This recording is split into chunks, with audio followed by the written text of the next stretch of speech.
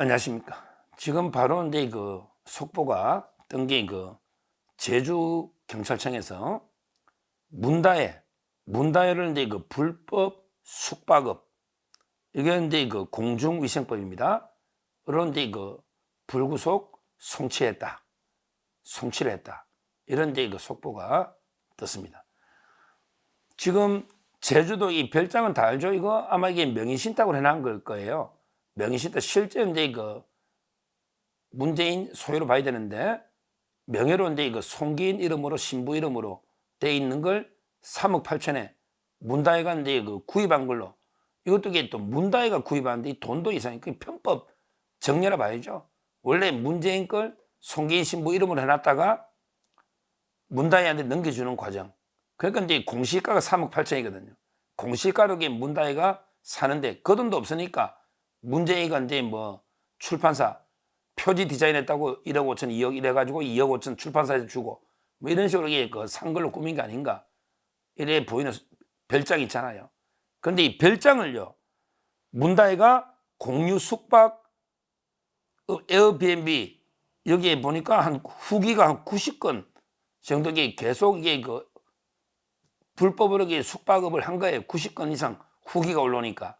그러니까 이제 문다해도 순순히 잘못을 인정한 거예요. 왜? 이게 공유 숙박업 등록이 없거든요. 공중위생법에 무등록 숙박을 했다 이 말이죠.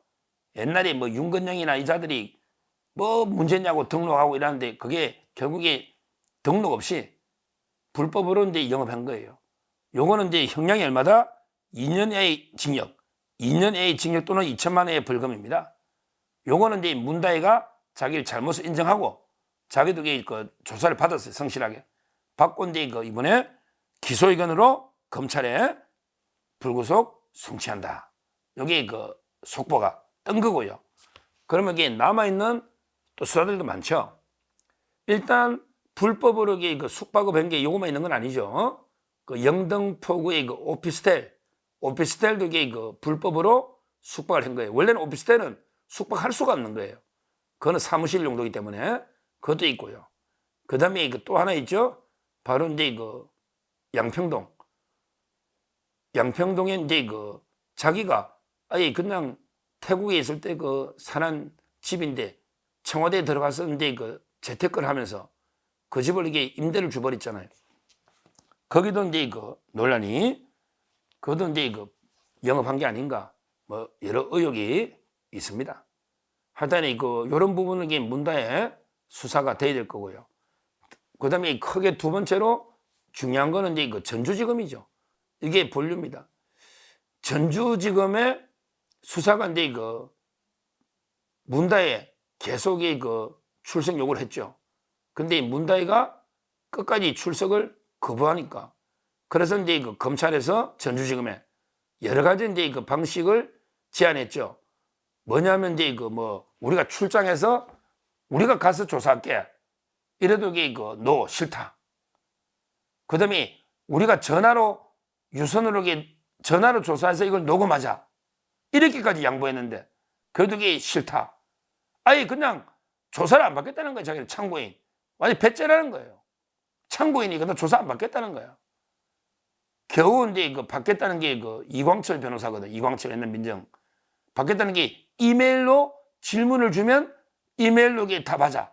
요까지 수용하겠다는 건데, 지금 검찰에서는 이렇게 서면으로 이메일로 주고 받아쓰기 증거나 조사가 안 되잖아요. 사실상. 지금 검찰이 오라도 안 오고, 그 다음에 검찰이 가서 조사하겠다도 안 되고, 그 다음에 유선 전화해서 녹음하자 이 조사해도 안 되고, 다 안 되니까 이제 오직 서면 이메일로만 조사받겠다.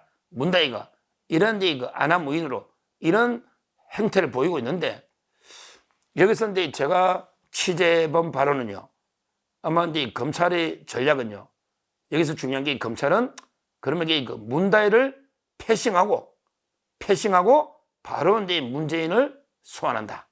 이런 이제 전략으로 제가 취재를 했습니다. 저는 그것도 좋다 봐요. 제일 좋은 거는 이게 문다해를 피의자로 전환시키면 된다니까. 왜 문다해를 빼줍니까? 문다해, 김정숙, 그냥 문재인 다 피해자로 바꿔버리면 이게 다 기소가 되잖아요. 소환해서. 그러니까 이제 검찰이 아마 그 정도까지는 좀 이게 부담을 느꼈는지 지금 현재 그 이상직이하고 그다음에 그 문재인하고 그다음에 조현옥 인사수석 그다음에 박석호 타이스타젯 이렇게만 피해자로 돼 있거든요. 피해자. 그러니까 지금 현재 그 검찰의 유력한 다음 대책은요. 그러면 그 문다혜를 건너뛰자. 문다혜 꼭 뭐 조사를 해야 되냐. 증거가 어차피 그 차고 넘치는 증거가 많이 있으니까 바로 문재인을 소환한다. 다만 이제 그 시기, 장소나 이게 방법을 지금 이게 그 의논하고 있다. 이런 제가 이제 그 소식을 접했습니다. 뭐 저는 그것도 필요하다고요. 과연 이게 그 문재인을 어떻게 소환할까? 전주지검으로 오라고 할까? 아니면 서울중앙지검에서 제3자 장소 변경해서 조사할까? 아니면 이제 그 양산으로 오라 해서 방문 조사를 해야 되나? 근데 문재인이는 뭐 피해자니까 조사는 불가피하죠. 어떻게 할지 이걸 고민하면서 아마 문재인 측하고 지금 협의에 들어간 게 아닌가 이렇게 보입니다. 뭐 원칙대로 하면 되죠. 가장 이게 원칙적인 거는 문재인이 보고 전주지검으로 소환해서 전주지검에서 그 조사하는 게 저는 가장 원칙적인 이런 데 방법이다. 역대의 그 전직 대통령들은 중앙지검에서 다 했는데요. 굳이 뭐 중앙으로 불러서 갈 필요 있나 이런 생각이 들고 이거를 그 방문조사 이거는 안 맞는 것 같아요. 우리 박근혜 대통령이나 이명박 대통령도 다 검찰청에 갔잖아요. 저는 가장 원칙대로 전주지검으로 문재인을 소환하고 포트라인에 세우는 거죠. 그러면 이게 문재인가 뭐 어떻게 말하겠죠. 이렇게 조사를 하고 기소하는 이게 원칙적이다. 이렇게 보고 지금 현재 그 문다희는 뭐 굳이 조사를 청구이니까 굳이 안 하겠다는 거 억지로 부를 필요는 없어요. 묵비권도 있고. 그러니까 이제 바로 검찰이 문재인 소환에 들어갔다. 이거는 이제 엄청나게 큽니다. 엄청나게 큰 거예요. 왜냐하면 이게 왜 크냐면요. 이 자체가 이제 2억 2,300만 원이죠. 2억 2,300만 원 타이스 대제 일도 안 하고 이게 받아간 문재인이 보고 준 거니까 문재인 뇌물이니까 뇌물이 1억이 넘으면 10년 이상 징역이잖아. 10년 이상 무기징역. 그러니까 이제 2억 2,300 이 자체도 이게 중요한 뇌물죄, 직접 뇌물죄거든요. 가족이니까. 이 자체도 중요한데요. 요걸 이렇게 캐면서 토리 게임즈 여기도 이게 문재인이가 직접 사이 취업을 직접 부탁했다잖아요. 문재인이가. 옛날에 노무현 때 행정관 고모 씨한테 직접 부탁했다. 이렇게 기사가 나왔지 않습니까? 토리 게임즈의 취업 거기서부터 그 다음에 토리 게임즈에 지원해준 회사에 대해서 이제 한국 벤처투자 그거 이제 또 한 270, 80억을 투자해주고 거기에 주형철 경제보좌관까지 갔지 않습니까? 그러니까 토리 게임즈, 한국 벤처투자, 그 다음에 타이스타젯 이 연결고리가 수사가 되면요. 이거는 뭐 저는 영장 청구가 불가피하다 보거든요. 뇌물은 이제 뇌물 2억을 어떻게 영장 안 칩니까? 영장 청구가 불가피하다. 이렇게 보이고 이게 만약에 영장이 발부됐다. 구속이 됐다. 이러면요. 그다음부터 이게 나머지 문재인의 혐의가 줄줄이 고구마 줄기 캐듯이 줄줄이 기소될 수밖에 없는 뭐든지 이게 첫 단추를 끼우기가 어려운 겁니다. 첫 단추를 잘 끼면요. 줄줄이 사건이 됩니다. 그러면 이제 바로 이게 송철호 건이 이번에 임동호를 새로 정인 불러서 재개됐잖아. 근데 임동호가 뭘 했냐? 그때 임종석 비서장이 내한테 자리가 이미 공공기관장으로 자리가 났다. 이런 데 정언을 하고 그 다음에 그때 청와대 김영배하고 만나봤더니 VIP 결제도 났다. VIP. 임종석이가 그런 말 하면 VIP도 결제 났다. 이런 게 임동호가 김영배 만난 거 국회의원 지금 이런 정언이 나오지 않습니까?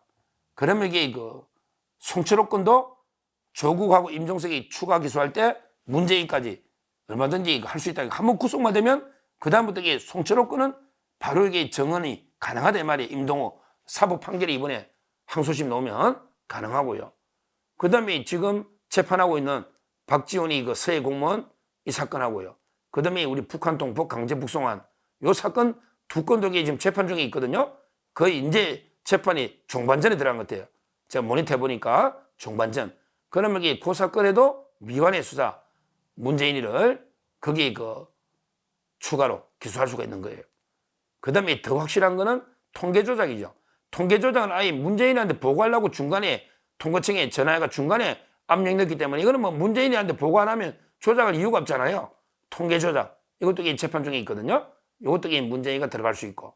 그 다음에 이거 원전 경제성 조장, 탈원전. 이게 중요하죠. 지금 이재명이도 뭐 탈원전은 오히려 반대하는 것 때문에 원전은 해야 된다. 이재명이까지 지금 문재인의 탈원전은 잘못됐다. 이렇게 하고 있지 않습니까? 거기에 경제성 조작도 문재인가 언제 종료되느냐, 운행이. 이래가지고 시작된 거 아닙니까? 그러면 이게 벌써 문재인가 송철호건, 그 다음에 서해 공무원, 그 다음에 북한 강제북송, 그 다음에 통계 조작, 그 다음에 원전 경제성 조작, 줄줄이 추가 기소가 될 수 있는 이런 엄청난 사건의 첫 단추가 전주지검이다. 지금 우리가 이재명이 선고가 이번 주에 계속 11월 달에 집중되다 보니까 잠깐 이게 관심이 문재인 쪽에 약간 관심이 줄어들 수가 있는데 문재인 처벌 되게 중요합니다. 우리 나라 법치 바로 시하려면 문재인이 지은 죄가 훨씬 이재명 못지않게 큽니다. 문재인은 전부 다 국사범이에요. 이재명이 잡범이고 문재인이 전부 국사범, 나라의 엄청난 범죄들입니다. 그러니까 이재명은 잡범은 잡범대로 엄중하게 처벌하고 또 국사범은 국사범 맞게 저는 엄중하게 처벌해야 된다. 그 첫 단추가 이번에 전주지검의 뇌물 사건이다. 이렇게 보고 앞으로 문다혜도 뭐 처벌이 중요하겠지만 문재인 수사에 우리가 좀 더 관심을 가지고 지켜봐야 되겠다. 이렇게 말씀드립니다. 감사합니다.